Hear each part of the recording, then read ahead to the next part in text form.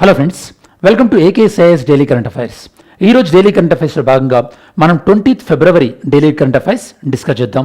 And వివరాల్లోకి వెళ్ళే కన్నా ముందు నిన్నటి కరెంట్ అఫైర్స్లో నేను మీకు ఒక 3 క్వశ్చన్స్ ఇచ్చాను కదా, వాటికి ఆన్సర్స్ ఏందో చెక్ చేసిన తర్వాత మనం డీటెయిల్ అనాలిసిస్లోకి వెళ్దాం. ఓకే, సో ఎస్టర్డేస్ క్వశ్చన్ చూసినట్టయితే కనుక క్వశ్చన్ నెంబర్ 1 ఇది మనకి గ్రేట్ నికోబార్ ఇన్ఫ్రాస్ట్రక్చర్ ప్రాజెక్ట్కి సంబంధించింది. ఇందులో దీనికి సంబంధించి ఎన్జిటి ఈ ప్రాజెక్టుకి సంబంధించినటువంటి ఎన్విరాన్మెంటల్ క్లియరెన్స్కి ఓకే చెప్పింది అంటున్నారు. ఇది రైట్ మనకి. అండ్ ఈ ప్రాజెక్ట్ అనేది గ్రేట్ నికోబార్ బయోస్పియర్ రిజర్వ్లో కూడా ఈ ప్రాజెక్ట్ వర్క్స్ ఉన్నాయి అంటున్నారు. ఇది కూడా రైట్. అండ్ ఈ ప్రాజెక్ట్ అనేది సెస్మిక్ జోన్ 4లో ఉందన్నారు, కాదు కదా, సెస్మిక్ జోన్ 5 కదా, కాబట్టి స్టేట్మెంట్ అనేది రాంగ్. కాబట్టి 1 and 2 statement is right. Next question number 2 with reference to the periodic labor force survey PLFS consider the following statement. దీన్ని కండక్ట్ చేసేది నేషనల్ స్టాటిస్టిక్స్ ఆఫీస్ అంటున్నారు, రైట్ ఇది మనకి. అండ్ కరెంట్ వీక్లీ స్టేటస్ ప్రకారము ఒక person at least 8 గంటలు పనిచేయాలంటున్నారు last 7 daysలో. Wrong కదా, 1 hour పనిచేస్తే సరిపోతుంది కదా. Third one, urban unemployment data under PLFS అనేది ఎవ్రీ మంత్లీ రిలీజ్ చేస్తారంటున్నారు. ఇది రైట్ మనకి. ఓకే, సో కాబట్టి ఆన్సర్ వచ్చేసి 1 and 2, sorry 1 and 3, A 1 and 3. Next third question, with reference to the state of Hormuz consider the following statement. ఈ Hormuz అనేది Persian గల్ఫ్ని Gulf of ఒమన్ని కలుపుతుంది అంటున్నారు, right. దాంతోపాటు ఇది ఇరాన్, దీనికి ఒకవైపు ఏమో ఇరాన్, ఇంకోవైపు UAE అండ్ ఒమన్ ఉన్నాయి అంటున్నారు. ఇది కూడా రైటే మనకి. అండ్ అలానే ఈ యొక్క పర్షియన్ గల్ఫ్ నుంచి ఒక ఓపెన్ సీ అంటే సముద్రానికి కనెక్ట్ అయ్యేటటువంటి ఒకే ఒక రూట్ ఇది అంటున్నారు. ఇది కూడా రైటే మనకి. కాబట్టి ఆన్సర్ వచ్చేసేసి 1, 2, 3 C. ఇదనమాట నిన్నటి వీడియో క్వశ్చన్స్. ఓకే, ఈరోజు వీడియోలో మనం డిస్కస్ చేయబోతున్నటువంటి టాపిక్స్ ఈ 7 టాపిక్స్ మేము డిస్కస్ చేయబోతున్నాం. అండ్ దీనికి సంబంధించిన English notes and Telugu PDF notes రెండు కూడా మన యాప్లో ఉంటుంది, సంతోష్ సార్ క్లాసెస్ అనే యాప్లో మీరు అక్కడ నుంచి చెక్ చేసుకోవచ్చు. ఓకే, అంటే మంత్లీ వైస్ PDF నోట్స్. సరే, ఫస్ట్ వన్ వచ్చేసి మనకి ఈ బీట్ ద హీట్ ప్రోగ్రామ్. మహారాష్ట్రకు సంబంధించినటువంటి కొన్ని సిటీస్, మహారాష్ట్ర రాష్ట్రంలోని కొన్ని సిటీస్ ఈ ప్రోగ్రాంలో జాయిన్ అయ్యాయి. ఇట్లాంటి ప్రోగ్రామ్స్ జనరల్గా ఈ ప్రోగ్రామ్ని ఎవరు లాంచ్ చేశారు, ఏ సందర్భంలో లాంచ్ అయింది, ఈ ప్రోగ్రామ్ యొక్క ముఖ్య ఉద్దేశం ఏంది. అండ్ ఇది మనకి ఎన్విరాన్మెంట్ రిలేటెడ్ ప్రోగ్రామ్ కాబట్టి ఏమైనా మనకి సస్టైనబుల్ డెవలప్మెంట్ గోల్స్ రిలేటెడ్ ఉన్నాయా, ఉంటే ఏంది, ఇవి మనకు ఫస్ట్ ఈ ప్రోగ్రామ్ గురించి తెలియాలి. అండ్ బీట్ ద హీట్ అంటే ఏంది అంటే మనకి నగరాలలో సిటీస్లో టెంపరేచర్ పెరిగిపోతుంది కదా రోజు రోజుకి, దీన్ని మనము ఐలాండ్ ఎఫెక్ట్ అంటాం, లేదా హీట్ ఐలాండ్ ఎఫెక్ట్ అంటాం. మరి ఇలాంటిది ఉండొద్దంటే ఏం కావాలి, ఇలాంటి ఉండొద్దంటే కనుక మనకి ఏసీలు కానీ ఇట్లాంటివి వాడుతుంటాం కదా, అందులో మనకి ఎనర్జీ ఎఫిషియెంట్ వాడేలా ఎంకరేజ్ చేస్తారనమాట. అంటే తక్కువ ఎనర్జీని కన్జ్యూమ్ చేసి మనము ఈజీగా కూల్ చేసుకుంటట్టు, అంటే ఫర్ ఎగ్జాంపుల్ ఇంటిపైన కూల్ పెయింట్ ఎంకరేజ్ చేస్తుంటారు, ఇట్లాంటివి అనమాట. ఓకే, సో మహారాష్ట్రకు సంబంధించినటువంటి 30 సిటీస్ ఈ యొక్క బీట్ ద హీట్ అనే ప్రోగ్రాంలో జాయిన్ అయినాయి. ఒక విషయం గుర్తుపెట్టుకోండి, బీట్ ద హీట్ అనేది 2 ఇంటర్నేషనల్ ఆర్గనైజేషన్స్ ప్రోగ్రామ్ ఉన్నాయి, అవి 2 వేరే, మళ్ళీ కన్ఫ్యూజ్ అవ్వకుండా చెప్తాను నేను మీకు. దీన్ని ఇక ముంబైలో జరిగినటువంటి క్లైమేట్ వీక్ 2026లో అనౌన్స్ చేశారు. ఇది పెద్ద ఇంపార్టెంట్ కాదు, మహారాష్ట్ర నుంచి 30 సిటీలు జాయిన్ అయినాయి. ఏ ప్రోగ్రాంలో ఇది మనకి ఇంపార్టెంట్. అండ్ దేనికి సంబంధించినటువంటిది, ఈ యొక్క అర్బన్ క్లైమేట్ రిస్క్ చెప్పిన కదా, అర్బన్ ఏరియాలో ఉన్నటువంటి హీట్ వేడిని తగ్గించేటటువంటి ప్రయత్నంలో ఉన్నటువంటి ప్రోగ్రామ్. అండ్ ఈ ఇనిషియేటివ్ యొక్క మెయిన్ ఉద్దేశం ఏంటంటే నెంబర్ 1 ఎక్స్ట్రీమ్ హీట్ని తగ్గించడం, దాంతోపాటు సస్టైనబుల్ కూలింగ్ అంటే గ్రాడ్యువల్గా over the period of time సిటీస్లో కూలింగ్ పెంచడం, దాంతోపాటు ఇది మనకి గ్లోబల్ ప్లెడ్జ్లో ఒక భాగం అనమాట. గ్లోబల్ ప్లెడ్జ్ అంటే వివిధ దేశాలన్నీ కూడా గ్లోబల్ లెవెల్లో మనము టెంపరేచర్ని సిటీస్లో డ్రాప్ చేద్దాము అని ఒక ప్లెడ్జ్ తీసుకోవడం జరిగింది. దాన్ని ఇప్పుడు మనం సిటీ లెవెల్లో మహారాష్ట్రలో ఇంప్లిమెంట్ అవ్వబోతుంది. అండ్ ఇది COP30 ప్రెసిడెంట్స్ సందర్భంగా బ్రెజిల్ నాయకత్వం వహించబోతున్న సందర్భంలో దీన్ని అనౌన్స్ చేయడం జరిగింది. అండ్ ఈ ప్రోగ్రామ్ని సపోర్ట్ చేస్తుంది UNEP, united nation environment programme. And దీన్ని ఇంప్లిమెంట్ చేస్తుంది ఎవరు, సపోర్ట్ చేసేది UNEP, ఇంప్లిమెంట్ చేసేది ఎవరు, UNEP వాళ్ళ యొక్క కూల్ కోయలేషన్. బాగా గుర్తుపెట్టుకోండి, ఈ ఆర్గనైజేషన్ సపోర్ట్ చేస్తుంది, వాళ్ళకి సంబంధించి ఎవరు ఇంప్లిమెంట్ చేస్తున్నారు, ఏ COP సమావేశానికి సంబంధించి. మరి మీరు COP మొదటి సమావేశం ఎక్కడ జరిగిందో ఆన్సర్ చేస్తారా. ఓకే, నెక్స్ట్ దీని యొక్క ప్రోగ్రామ్ యొక్క మెయిన్ ఉద్దేశం ఏంటని చెప్పాను, నగరాల్లో ఉండేటటువంటి గ్రీన్ హౌస్ గ్యాస్ ఎమిషన్స్ అంటే ఎస్పెషల్లీ కూలింగ్ సిస్టమ్స్ ఉంటాయి కదా, వీటి నుంచి వెలువడేటటువంటి ఈ యొక్క గ్రీన్ హౌస్ గ్యాసెస్ ఎమిషన్స్ని తగ్గించడం దీని యొక్క ప్రధానమైనటువంటి ఉద్దేశం. నేను మీకు ఇందాక చెప్పాను, బీట్ ద హీట్ అనేటటువంటిది ప్రోగ్రామ్ ఒకటేమో UNEP వాళ్ళు సపోర్ట్ చేస్తున్నారు, అది ఇప్పుడు మనం డిస్కస్ చేసాం, అర్బన్ లెవెల్లో కూలింగ్ని పెంపొందించడం. ఇంకొకటి WHO వాళ్ళు కూడా చేస్తున్నారు. ఇదేంటంటే హ్యూమన్ హెల్త్ పైన అండ్ స్పోర్ట్స్ సేఫ్టీ పైన బీట్ ద హీట్ అనేటటువంటి ప్రోగ్రామ్ అనమాట. కాబట్టి ప్రిలిమ్స్ పాయింట్ ఆఫ్ వ్యూలో ఈ రెండింటి మధ్యలో మీరు అసలే కన్ఫ్యూజ్ అవ్వకూడదు. ఓకే, ఒక WHO ఇనిషియేటివ్, ఇంకోటి UNEP వచ్చేది అర్బన్ లెవెల్లో హీట్ని తగ్గించడానికి. WHO వాళ్ళది health and sports safety point of వ్యూలో, human health and sports safety. Okay, next topic 2, bee corridor initiative. సరే, అసలు ఏంటి బీ కారిడార్? బీస్ అంటే మనకి ఇప్పుడు హనీ బీస్ కానీ లేదా బటర్ఫ్లైస్ కానీ ఇట్లాంటి బీస్. ఓకే, మరి బీ కారిడార్ అంటే ఏంది? రోడ్ పక్కన ఇట్లాంటి ఫ్లవరింగ్ ప్లాంట్స్ పెడతారనమాట. ఫ్లవరింగ్ ప్లాంట్స్ పెట్టడం వల్ల యూజ్ ఏంది అంటే ఈ యొక్క హనీ బీస్ కానీ డిఫరెంట్ చిన్న చిన్న ఒక బీస్ ఉంటాయి కదా, ఆ బీస్ ఏవైతే ఉంటాయో అంటే కందిరీగల్ లాంటివి, ఆ బీస్ వీటిపైన పాలిన్ గ్రెయిన్ అంటే వీటి నుంచి ఆ పాలిన్ గ్రెయిన్ వల్ల అవి సస్టైన్ బతకగలుగుతాయి. దాంతోపాటు అవి ఈ యొక్క పాలిన్ గ్రెయిన్ వీటిని ఒక చోటు నుంచి ఇంకో చోటుకి ఈ ప్లాంట్ యొక్క వెరైటీస్ కూడా స్ప్రెడ్ అయ్యే అవకాశం ఉంది. అంటే మీనింగ్ ఏంది అంటే ఒకవైపు రోడ్ ఇన్ఫ్రాస్ట్రక్చర్ బిల్డ్ చేస్తూ ఇంకోవైపు బయోడైవర్సిటీని కూడా ఎంకరేజ్ చేసినట్టే కదా, కాబట్టి దీన్ని మనం బయోడైవర్సిటీ ఇన్ఫ్రాస్ట్రక్చర్ అంటున్నాం. మరి దీన్ని ప్రపోజ్ చేస్తున్నటువంటి NHAI national highway authority of India మరి ఏం చెప్పబోతుంది దీనికి సంబంధించిన డీటెయిల్స్? ఇది పైలట్ బేసిస్ మీద ప్రయోగాత్మకంగా ఎక్కడ ఇంప్లిమెంట్ చేయబోతున్నారు అండ్ దీనికి సంబంధించిన టార్గెట్ పెట్టుకున్నారా చూద్దాం ఒకసారి. ఓకే, ఇండియా యొక్క national highway authority of India NHAI వీళ్ళు బీ కారిడార్ అనేటటువంటి ఇనిషియేటివ్ను లాంచ్ చేశారు. అండ్ ఇనిషియేటివ్ ఏంది? హైవేల వెంబటి ఈ యొక్క పాలినేటర్ కారిడార్ అంటే పాలింగ్ గ్రెయిన్స్ ఉన్నటువంటి కారిడార్స్ని డెవలప్ చేయడం దీని యొక్క ప్రధానమైనటువంటి ఉద్దేశం. అండ్ దేని మీద ఫోకస్ చేస్తున్నారు? Agriculture, ecological, infrastructure and development అంటే ఇన్ఫ్రాస్ట్రక్చర్తో పాటు ఎకాలజీని కూడా డెవలప్ చేయడం. అండ్ బీ కారిడార్ అంటే ఏంటి అంటే continuous stretch of flowering vegetation, మీకు ఇందాక చెప్పినట్టు ఫ్లవరింగ్ ప్లాంట్స్ని నాటడం. ఆబ్జెక్టివ్ ఏంది అంటే ఈ యొక్క ఆర్నమెంటల్ ప్లాంట్స్ అంటే మనకి మంచి కనబడేటటువంటి ప్లాంట్స్ కన్నా ఇట్లాంటి బయోడైవర్సిటీని సపోర్ట్ చేసేటటువంటి ఫ్లవరింగ్ ప్లాంట్స్ని నాటినట్టయితే కనుక హనీబీస్ లాంటి వాటిని ఎంకరేజ్ చేసినట్టు అవుతుంది. అండ్ హైవేస్ వెంబడి కూడా ఎకలాజికల్ బ్యాలెన్స్ని కూడా పెంపొందించినట్టు అవుతుంది అనమాట. వీళ్ళ టార్గెట్ చూద్దాం. ఈ బీ కారిడార్లో భాగంగా 26-27లో 40 లక్షల ట్రీస్, అలానే సుమారు 60% ఈ యొక్క 40 లక్షల ట్రీస్ది 60% బీ కారిడార్లో భాగంగా వీళ్ళు ప్లాన్ చేయాలనుకుంటున్నారు. ఇట్లాంటివి అట్లీస్ట్ ఒక ఇనీషియల్గా ఒక 3 పాలినేటర్ కారిడార్స్ అంటే పాలింగ్ గ్రెయిన్స్ స్ప్రెడ్ అయ్యేటటువంటి కారిడార్స్ని ఇనీషియల్గా వీళ్ళు 3ని డెవలప్ చేద్దాం అనుకుంటున్నారు. ఎక్కడైందని చెప్పలేదు, బట్ మీకు ఓవరాల్గా ఈ ప్రోగ్రామ్ గురించి ఐడియా ఉండాలి. ఓకే, సో మనకి నెక్స్ట్ వచ్చేసేది Malabar pied hornbill conservative initiative in ఛత్తీస్గఢ్లో ఈ యొక్క హార్న్బిల్కి సంబంధించినటువంటి హార్న్బిల్ బర్డ్ ఎలా ఉందో చూశారు కదా, దీనికి సంబంధించినటువంటి అంటే దీన్ని కాపాడడానికి కొన్ని చర్యలు తీసుకుంటామంటున్నారు. ఆ చర్యలు ఏమేమి తీసుకుంటున్నారో చూద్దాం ఒకసారి. అండ్ ఇది ఎక్కడ వీళ్ళు మాట్లాడేది మీరు ఛత్తీస్గఢ్లో చూసినట్టయితే కనుక మనం మాట్లాడేది ఛత్తీస్గఢ్ ఒడిశా బార్డర్లో ఉదాంతి అనేది ఉంది కదా, ఇది యాక్చువల్లీ టైగర్ రిజర్వ్ కూడా. ఈ టైగర్ రిజర్వ్లో ఈ యొక్క హార్న్బిల్ బర్డ్స్ ఏవైతే ఉన్నాయో వాటిని సంరక్షించడానికి లేదా వాటిని ప్రొటెక్ట్ చేయడానికి కొన్ని చర్యలు తీసుకోబోతున్నామని చెప్పేసి ఎవరు అనౌన్స్ చేస్తున్నారు? ఛత్తీస్గఢ్ ఫారెస్ట్ డిపార్ట్మెంట్ అనౌన్స్ చేస్తుంది. యాక్చువల్లీ ఈ యొక్క ఉదాంతి ఫారెస్ట్ టైగర్ రిజర్వ్ అనేది one of the important thing for tiger conservation. Okay, and ఇది ప్రాజెక్ట్ టైగర్లో భాగం. ఐడియా ఉంది కదా మీకు ప్రాజెక్ట్ టైగర్ మనం ఎప్పుడు స్టార్ట్ చేసామని? ఆన్సర్ చేయడానికి ట్రై చేయండి. సో ఛత్తీస్గఢ్ ఫారెస్ట్ డిపార్ట్మెంట్ అనేది ఒక 6 హార్న్బిల్ రెస్టారెంట్ని ఏర్పాటు చేస్తున్నట్టు. హార్న్బిల్ రెస్టారెంట్ అంటే మీనింగ్ ఏంది అంటే హార్న్బిల్స్ కోసము కొన్ని ఫ్రూట్స్ అట్లాంటివి అక్కడ వెళ్ళి ఇంక్లూడ్ చేస్తారనమాట. అంటే ఇప్పుడు ఏం చేస్తుంది ఈ హార్న్బిల్? వాటిని తిన్నప్పుడు ఆ సీడ్స్ ఏవైతే ఉంటాయో ఆ సీడ్స్ని అక్కడ మొత్తం స్ప్రెడ్ చేసే అవకాశం ఉంటుందన్నమాట. అండ్ ఇది ఉదాంతి సితాంది టైగర్ రిజర్వ్లో. ఇక్కడ వీళ్ళు ఎలాంటి హార్న్బిల్ ప్రొటెక్ట్ చేయబోతున్నారు? మలబార్ పైడ్ హార్న్బిల్ని ప్రొటెక్ట్ చేయబోతున్నారు.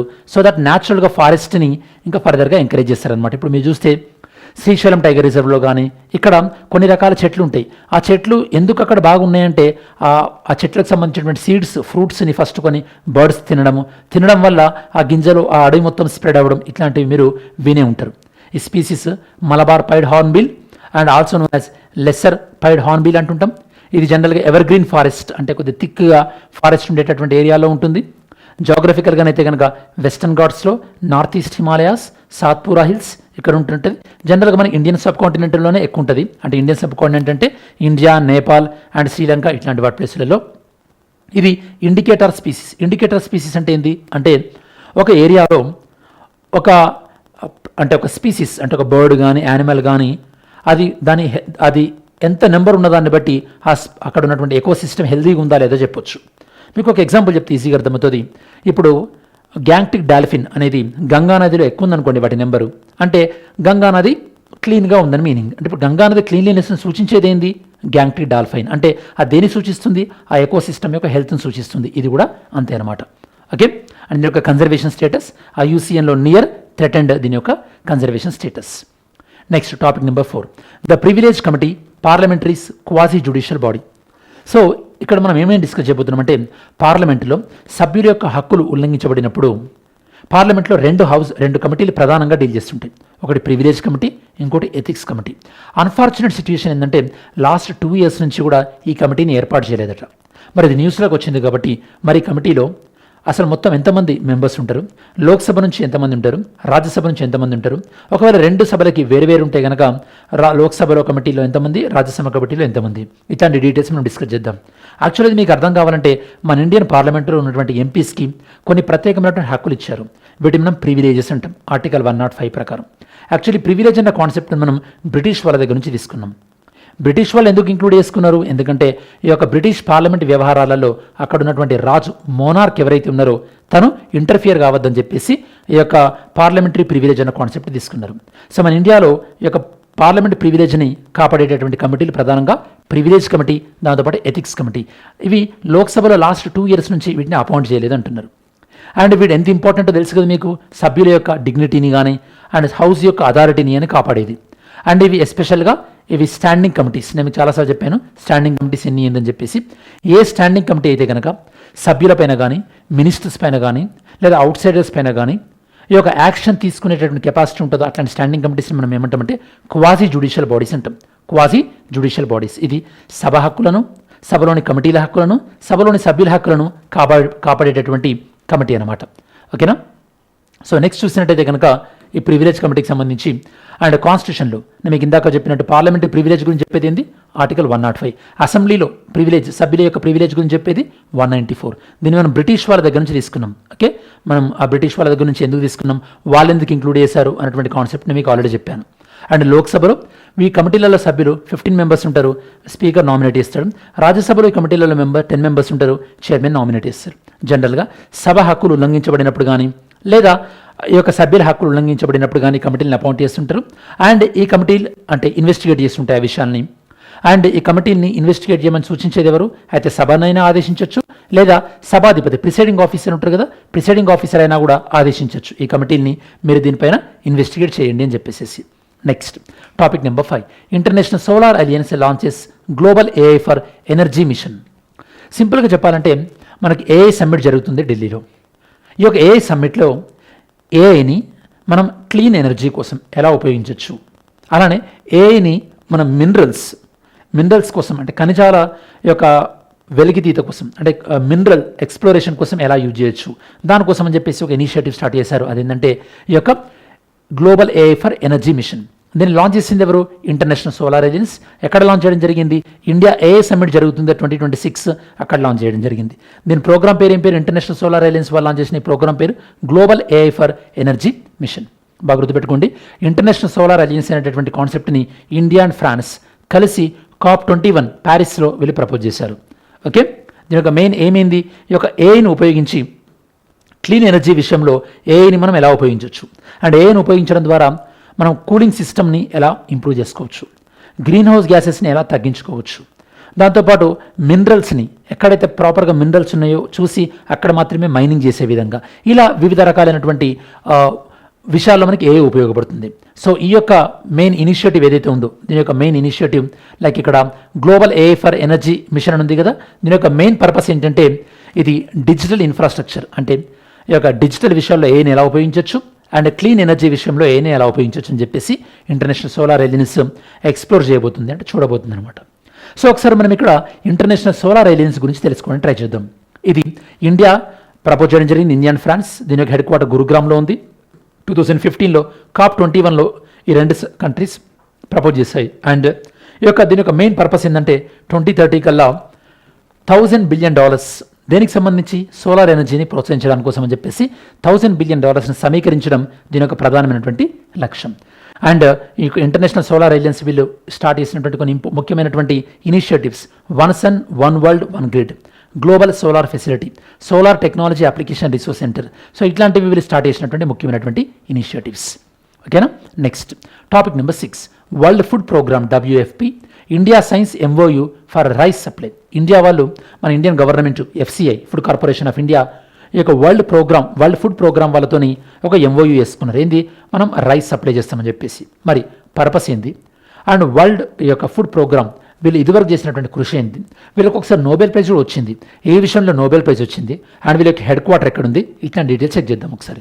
ఓకే, ఇండియా నుంచి ఫుడ్ కార్పొరేషన్ ఆఫ్ ఇండియా యొక్క వరల్డ్ ఫుడ్ ప్రోగ్రామ్తో ఎంఓయూ చేసుకోవడం జరిగింది. దీనికి సంబంధించి ఈ యొక్క ప్రపంచవ్యాప్తంగా హ్యూమానిటేరియన్ ఆపరేషన్స్ అంటే మానవతా సహాయం కొద్దీ మనం చేయడం అనమాట. గుర్తుపెట్టుకోండి, సస్టైనబుల్ డెవలప్మెంట్లో హంగర్ని తగ్గించడం అనేది కూడా మనకి, లేదా ఎలిమినేట్ చేయడం అనేది కూడా మనకి సస్టైనబుల్ డెవలప్మెంట్ గోల్ నెంబర్ 2గా చూడొచ్చు. సో గోల్ నెంబర్ 2కు ఉపయోగపడుతుంది. అంటే హంగర్ని కానీ, ఫుడ్ సెక్యూరిటీని కానీ, న్యూట్రిషన్ ఇంప్రూవ్ చేయడం కానీ, ఇట్లాంటివి sustainable development goal number 2. Sustainable development goal యొక్క టార్గెట్ ఇయర్ ఎంత, 2030. మరి వరల్డ్ ఫుడ్ ప్రోగ్రామ్తోనే మనం ఎంఓయూ చేసుకున్నాం కాబట్టి వరల్డ్ ఫుడ్ ప్రోగ్రామ్ అనేది యూఎన్ వాళ్ళ యొక్క ఒక బ్రాంచ్ మాత్రమే. బాగా గుర్తుపెట్టుకోండి, యూఎన్ యొక్క ఒక ఇంపార్టెంట్ ప్రిన్సిపల్ ఆర్గాన్ కాదు, ఒక బ్రాంచ్ మాత్రమే. దీన్ని 1961లో ఏర్పాటు చేయడం జరిగింది. ఇది వరల్డ్లో లార్జెస్ట్ హ్యూమానిటేరియన్ ఏజెన్సీ. అండ్ ఇది మెయిన్గా ఫంక్షన్ చేసేది ఏంది, చెప్పినట్టుగానే మీకు ఇందాక ఫుడ్ అసిస్టెన్స్, అంటే ఏదైనా కంట్రీ ప్రాబ్లంలో ఉన్నప్పుడు కానీ, అక్కడ లైక్ వార్ కానీ, కాన్ఫ్లిక్ట్స్ కానీ జరిగినప్పుడు, స్ట్రెస్లో ఉన్నప్పుడు కంట్రీ వీళ్ళు యొక్క న్యూట్రిషన్ విషయంలో కానీ లేదా ఫుడ్ విషయంలో కానీ హెల్ప్ చేస్తుంటారు అన్నమాట. అండ్ వీళ్ళు చేసినటువంటి కృషికి కానీ వీళ్ళకి 2020లో నోబెల్ ప్రైజ్ కూడా రావడం జరిగింది. వీళ్ళు పబ్లిష్ చేసేటటువంటి important reports, global report on food crisis. Okay, అలానే వీళ్ళకి హెడ్ క్వార్టర్ వచ్చేసి మనకి రోమ్, ఇటలీలో. ఇది ఈ యొక్క వరల్డ్ ఫుడ్ ప్రోగ్రామ్ సంబంధించింది. Next topic number 7, Ramakrishna Paramahamsa. So Ramakrishna Paramahamsa గారికి మన యూనియన్ హోమ్ మినిస్టర్ గారు తన బర్త్డే సందర్భంలో యొక్క నివాళులు అర్పించడం జరిగింది. సో ట్రిబ్యూట్ పే చేశారు. మరి రామకృష్ణ పరమహంస గారి యొక్క తను చేసినటువంటి కంట్రిబ్యూషన్ ఏంది, తను ఏ సంస్థలకు ఇన్స్పిరేషన్ ఇచ్చారు, అండ్ రామకృష్ణ పరమహంస గారి యొక్క చాలా ప్రముఖమైనటువంటి శిష్యుడు మనకు తెలుసు స్వామి వివేకానంద గారు. ఈ డీటెయిల్స్ చూద్దాం ఒకసారి. సో రామకృష్ణ పరమహంస గారికి తన బర్త్డే సందర్భంగా ట్రిబ్యూట్ ఇవ్వడం జరిగింది మన యూనియన్ హోమ్ మినిస్టర్ గారు. అండ్ తను ఏదైతే కనుక రిలీజియస్ హార్మోని అంటే వివిధ మతాల మధ్య సామరస్యాన్ని కోసం కృషి చేశారో దాన్ని కూడా మన హోమ్ మినిస్టర్ గారు ప్రస్తావించడం జరిగింది. మరి రామకృష్ణ పరమహంస గారి యొక్క actual name Gadadhar Chattopadhyay, Born 1836, హూగ్లీలో పుట్టడం జరిగింది, డైడ్ 1886. తను ఈ యొక్క దక్షిణేశ్వర్ కాళీ టెంపుల్లో పూజారిగా కూడా చేశారు. అండ్ గాడెస్ కాళీ యొక్క పరమభక్తులు. తన యొక్క తను చాలామంది తన దగ్గర శిష్యులు ఉన్నారు. అందులో ప్రముఖ వ్యక్తి స్వామి వివేకానంద గారు, నరేంద్రనాథ్ దత్త. అండ్ ఈ యొక్క రామకృష్ణ పరమహంస గారు వాళ్ళ ఇన్స్పైర్ అయ్యి స్థాపించినటువంటి సంస్థలేంది రామకృష్ణ మఠ్ అండ్ రామకృష్ణ మిషన్ ఇవన్నమాట. సో మనం ఇప్పటివరకు ఈ 7 టాపిక్స్ డిస్కస్ చేశాము కదా. అండ్ మీరు ఒక విషయం చెప్పండి, అసలు డైలీ కరెంట్ అఫైర్స్ మీ ప్రిపరేషన్కి బాగానే యూజ్ అవుతుందా? ఎందుకంటే మీరు యూజ్ అవుతుంది, బాగానే బెనిఫిషియల్గానే ఉంది అని అనుకుంటే కనుక మనం ఈ ప్రోగ్రామ్ని కంటిన్యూ చేయొచ్చు. ఎందుకంటే సో మీ టైము నా టైం వేస్ట్ కావద్దు కాబట్టి. సరే, ఎంసీక్యూస్ చూద్దాం ఒకసారి. With reference to the global beat the heat initiative consider the following statement. Beat the హీట్కి సంబంధించి దీన్ని బ్రెజిల్ COP30లో భాగంగా అనౌన్స్ చేశారంటున్నారు. అండ్ దీన్ని కూల్ కోయిలేషన్ ద్వారా UNEP వాళ్ళు ఇంప్లిమెంట్ చేస్తారంటున్నారు. అండ్ ఇది మెయిన్గా హ్యూమన్ హెల్త్ పైన, స్పోర్ట్స్ సేఫ్టీ పైన ఫోకస్ చేస్తుంది అంటున్నారు. క్వశ్చన్ 2, ప్రివిలేజ్ కమిటీకి సంబంధించి ఈ యొక్క ప్రివిలేజ్, పార్లమెంటరీ ప్రివిలేజ్ అనేవి ఎక్స్క్లూజివ్గా ఆర్టికల్ 105లో కోడిఫైడ్ చేశారంటున్నారు. అండ్ లోక్సభ మెంబర్స్ని స్పీకర్ నామినేట్ చేస్తారంటున్నారు. అండ్ ఇది ఒక క్వాజీ జ్యుడిషియల్ బాడీ అంటున్నారు. Next third one, world food programme సంబంధించి ఇది 1961లో ఎస్టాబ్లిష్ అయింది. దీనికి నోబెల్ ప్రైజ్ 2020లో రావడం జరిగింది. హెడ్ క్వార్టర్ జెనీవా, స్విట్జర్లాండ్లో ఉంది అంటున్నారు. సో మీరు రైట్ ఆన్సర్ ఏంది అనేది పిక్ చేయండి. సరే స్టూడెంట్స్, మనం వీడియో చివరిలోకి వచ్చేసాం కదా. సో ఇది మనకు ఓవరాల్గా 20 ఫిబ్రవరికి సంబంధించినటువంటి డీటెయిల్డ్ అనాలిసిస్. దీనికి సంబంధించిన PDF ఇంగ్లీష్ అండ్ తెలుగు వేరే మన PDFs మన యాప్లో ఉంటుంది, మీరు యాక్సెస్ చేసుకోవచ్చు. చాలా రీజనబుల్ ప్రైసెస్కే ఉంటుంది. Okay, any how, thanks for watching this video. Have a great day. జై హింద్.